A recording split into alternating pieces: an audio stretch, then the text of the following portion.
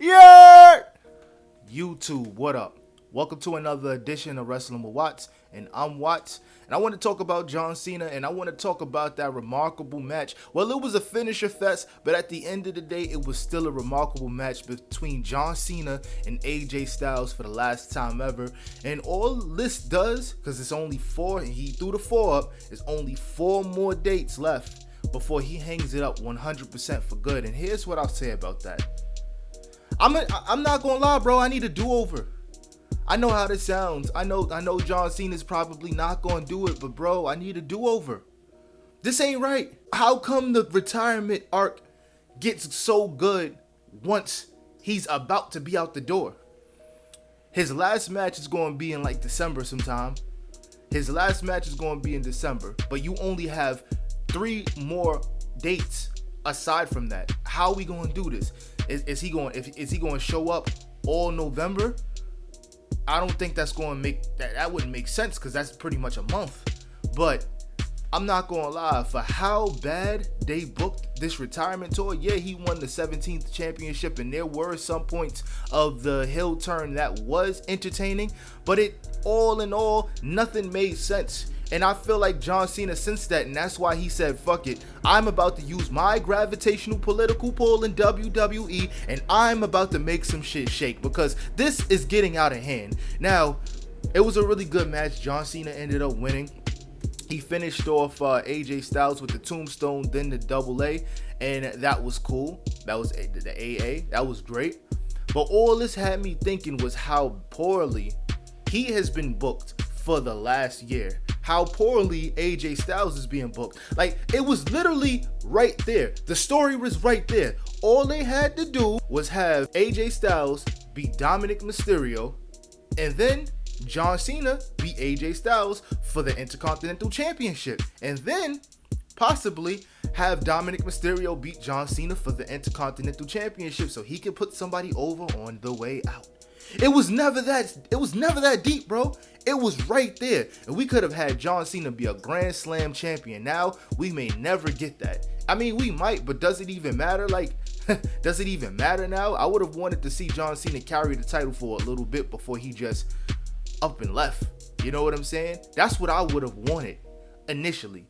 But Paul Levesque, he has a funny way of continuing whatever jealousy he might have had when he was in the locker room with the guys. He has a weird way now that he's the COO or whatever that his title is.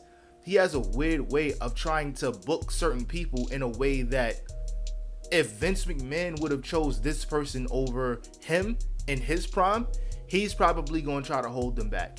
We seen it with Austin Theory. We seen it with Carmelo Hayes. Even now with how faulty John Cena's booking has been, and the fact that they didn't go with the Rock's idea, it just gets nasty. It just gets worse from time to time. But I'm gonna be real. Like if John Cena, if you see this, big dog, please, can we extend this until WrestleMania 42? Please. Can we extend this to WrestleMania 42? Please, because this has gotten out of hand, and it's gotten out of hand way too fast. I understand that you might feel like you don't got enough left in the tank to do another 3-4 months, but yo, please reconsider, because this right here, what's going on right now, no good. I truly wish I would have been able to sit down and really enjoy this retirement run. It had the potential to be so great, and if they wanted to turn him heel, they could have turned him heel. But it's just the way they went about it. They just want moments. We know this already. Triple H just wants moments. So the fact that this happened in this way is nasty, because they had the potential to do something beautiful with the heel turn.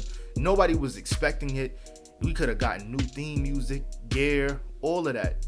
I understand that there's a quota that needs to be met. John Cena selling shirts, but people was going to buy those shirts regardless. Whatever design, if John Cena came out with black shirts that said John Cena or 17, like, it didn't have to be the super colorful shirts. It could have been heel shirts, and even though he's heel, people would have still bought it, and that's just facts. You know, yeah, John Cena is genuinely a nice guy, and it's very hard for him to be a heel. But if they were gonna do it, they could have even had somebody speak for him. He could have had a mouthpiece or something like that. Either way, because he's a great promo, he doesn't need that. But still, there's so many ways that they could have went about this, and they just didn't. They didn't have a plan. They was just winging it. Triple H was barely ever fucking there, and Paul Levesque, count your days, big dog, because I'll never forgive you for this one.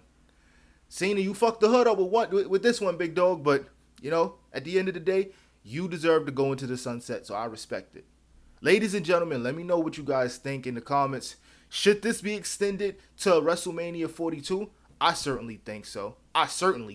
Because, what did we just experience over the last year, man? What are we even talking about right now? It's crazy. Ladies and gentlemen, I appreciate y'all for rocking with me. I'm out. Peace.